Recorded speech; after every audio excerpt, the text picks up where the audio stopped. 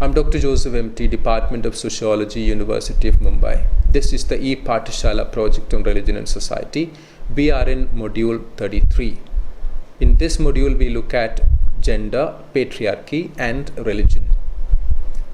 Religions are seen to be conservative to a great extent because religions hand over tradition from one generation to the other. And it is also seen that practices and ideas of patriarchy and the kind of issues with gender are handed down in religion from one generation to another. Now, in this module, we look at how patriarchy and practices like homophobia have entrenched themselves in different communities, especially in the context of India. Religious texts. Looking at Vrat Kathas that are related to the fast undertaken on certain days on religious festivals like Janamastami, Jasbir Jain argues that these are structured in a way as to instill ideas of subordination in women. The Kathas list specific performative acts of austerity, abstinence, which are invariably undertaken by the women for ensuring the wish attainment of the male members of a family. As such, her own aspirations and desires are cast aside. Only her family's welfare, particularly longevity of the husband's life and procreation of male children, is defined by the Kathas as her ultimate priority in life. By molding comportment and conduct according to the blueprint laid out for the feminine subservience and by nipping any sign of defiance in the bud, Kathas entrench patriarchal authority further. Usha Menon similarly mentions three popular mythological stories in Orissa. Two of them are about goddess Devi. In her incarnations are Parvati and Kali's relationship with her husband Shiva, while the third narrates the story of an ideal woman, Anasuya, and her husband sage Atri Muni. They all carry pedagogic elements relating to what constitutes the essential traits of Hindu wife: obedience and deference to the husband. In the course of her fieldwork, she also mentions metaphors like earth and pitcher and the concept of Rajas Guna, qualities which depict women as impure beings whose behavior has to be carefully monitored. Although this belief dissipates once they enter the postmenopausal phase. She also argues that despite the prevailing belief that all Hindu women embody Shakti, it hardly translates into any social or cultural empowerment. She suggests that for actual and for just metaphorical power, they need to make Shakti immanent in them through culturally prescribed actions. Subaltern studies theorist Ranajit Guha points out the oppressive aspects of Bhakti tradition. He mentions that the principal modalities or rasas embedded in the Bhakti tradition emphasize on servitude. The Sringara Rasa erotic mode stresses on the subordination of male deity, subordination to the male deity. It not only spiritualizes and aestheticizes the male dominance of gender relations, but also assumes the sexual passivity of women. This is evident in the way tales about Lord Krishna's sexual adventures among the gopis or milkmaids of Braj always focus on the former's initiative to seduce and abandon his companions. As such, women are depicted as channels for the deity's sexual pleasure, which is then glorified as an ideal of love, as all-transcendent. When Kubja, one of the only female companions, expressed a desire to satisfy her sexual desire, and not solely that of the male deity, she is vehemently condemned. Moreover, the soul of the devotee becomes a gopi in its relationship to Lord Krishna, and as such becomes a female consort of the god, while the latter does not undergo a similar transformation. Moreover, laws of Manu presents danda, an indigenous concept of dominance, essentially from a male point of view, and hence prescribes the use of force to exploit women either for labor or for sexual gratification for men. In fact, punitive sanctions imposed on women for disregarding a code of sexual morality are justified as vital for the maintenance of a monolithic moral order. However, Sharada Sudhirtharaja begs to differ. She opines that there are some redeeming features that undermine the alleged patriarchy ingrained in the religious texts.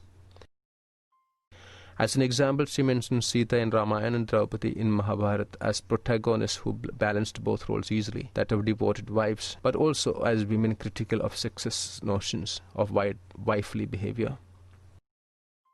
Philosophically speaking, Hinduism affirms the spiritual equality and the inseparability of male and female. She adds that the Shakti, the divine feminine power, is latent in the masculine. Without the former, the latter is rendered powerless.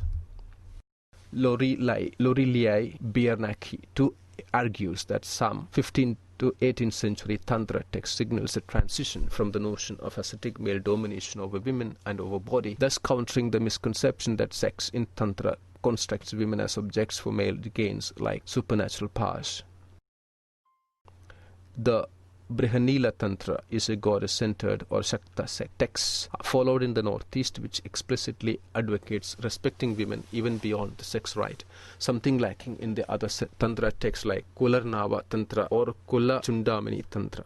For instance, it urges the practitioner to bow down to the woman he will engage in the sex right with and not to force women to mechanically satisfy his own desires.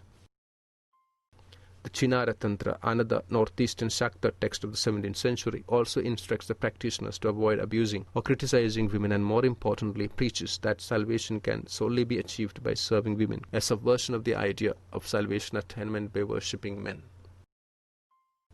Interestingly, Bayanaki states that the texts do not invoke goddesses who are intangible, metaphysical deities, nor is the woman considered to be a temporary channel during the rite. In fact, it holds the veneration of ordinary women in their everyday lives. Moreover, by focusing on the body, Bayanaki argues the oppressive binaries, mental schemes that project women as inferior, are contested. Sharmila Rage too points out that B.R. Ambedkar had also attempted to engage with Buddhism to analyze the question of gender empowerment. In The Rise and Fall of the Hindu Women, he tried to encounter the nationalist myth of the Vedic woman and the charge against Buddha for the fall of women from an erstwhile high position. Interestingly, in his refutation, he tries to demonstrate how oral traditions can get mistranslated in the midst of codification. He argued that the Buddha never disapproved of contact between bhikkhus and women. He lauded the initiative to allow women to be inducted into the Bhikkhuni Sangha since earlier sannyas or renunciation as a goal was denied to women. The Bhikkhuni Sangha appreciated women as rational beings capable of intellectual communion. More importantly, it welcomed all kinds of women, widows, prostitutes, married and unmarried. Ambedkar argued that in light of such freedoms, it is unlikely that Buddhism was responsible for the decline in women's position. In fact, Manu's intricate rules for women was meant to curb this freedom, as is evident in the exalting of the pure husband, refusing cremations to women who are part of a heretic cults and those born out of mixed unions, thereby entrenching further Brahmanical patriarchy. Thus, there are numerous instances of critical inquiry of religious texts. Religious spaces. The patriarchy ingrained in texts is reinforced through segregation of religious spaces. Women are especially banned from entering places of worship when they menstruate. The Vedas explicitly state that menstrual blood is an evil manifestation of women's power, as it can poison and even kill a man. Any transgression was to be severely punished. This was cited as the grounds for the arrest of a young actress in Kerala for violating this cardinal rule. She had visited a certain temple which had barred the entry of women altogether because of their possible polluting element. On the order of the Kerala Government, Crime Branch charged her under Section 295 of the Indian Penal Code relating to offending religious sentiments. Similarly, the Nizamuddin Dargah in Delhi banned the entry of women inside Sanctum Sanctorum that houses the saint's tomb. Even Haji Ali Dargah, Mumbai, in 2012 does not permit women to be near the tomb of Pir Haji Ali Shah Bukhari, since the Sharia deems it as a sin. However, these bans have not been without contestations. In 2010, under the initiative of the governor of Assam, J.B. Patnaik, women entered the sacred confines of Pitubausi Satra at Barpeta district in Gujarat. Women challenged the community laws barring temple entry of women who marry outside. Moreover, a small congregation of women prayed beside men under the aegis of Ajahn Pir Dargah at Shivsagar. This trend has its historical precedent in 1988 when the Idhah Masjid in Shillong allowed women to enter its premises to offer namaz or prayer. Since then, there have been numerous instances of Muslim women praying in mosques, from the Palayam Mosque to Trivandrum to the Jamaat Ahle Hadith Mosque in Orissa, with some of them even petitioning the courts to grant permission for the same, like in the case of Mangalore's mosque in 2010. All India Muslim Women's Personal Law Board reiterates that Islam has never forbidden women from praying in mosques. Since July 2013, Sharia courts managed by women were established across the length and breadth of the country, in Mumbai, Ahmedabad, Puri, Orissa and Tamil Nadu. In another positive development, in Pandharpur temple, the orders from the Supreme Court inducted women priests for the first time and allowed them to conduct rituals at the Rukmini temple, which had so far been the monopoly of men. Personal laws debate. A controversial debate surrounding personal laws and their impact on women has been raging for years. Proponents of the Uniform Civil Code, including some feminists, pleaded for the need to introduce uniformity among personal laws of different faiths, while liberal nationalists like Minu Masani condemned personal laws for threatening national unity. Women leaders like Hansa Mehta and Amrit Kumar perceived them as obstacles to women's empowerment. There have been ample evidence to demonstrate such claims, such as the infamous Shabano case. The Muslim Women Protection of Rights of Divorce Act, introduced by the government in 1986, which stipulated that the husband must pay a fair and reasonable provision for maintenance, was denounced as an attempt to bolster Muslim personal law and appease the fundamentalist forces. It was also perceived as a move to discourage women from taking recourse to constitutional law.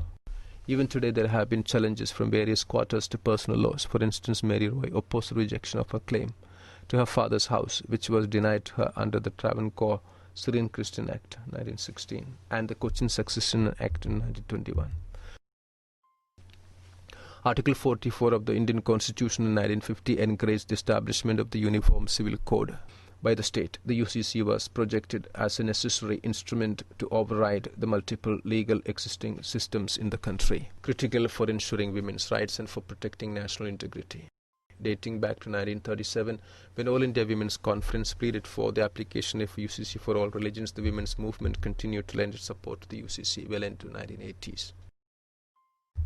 Unfortunately, rancorous opposition to the personal laws has drowned out the alternative view supporting them. Rohit Ray writes that regretfully, the focus of the personal laws debate has shifted from all forms of community identity and the state to exclusively on Muslim personal law during the Shahbano case of 1985. Women's groups like All India Women's Democratic Association voiced their concerns. They were wary of the Uniform Civil Code, perceiving it as more a tool in the hands of political parties to cash in votes. While the right-wing parties presented Hindu laws as the ideal laws, the Muslim community resisted any attempt to reform their personal law.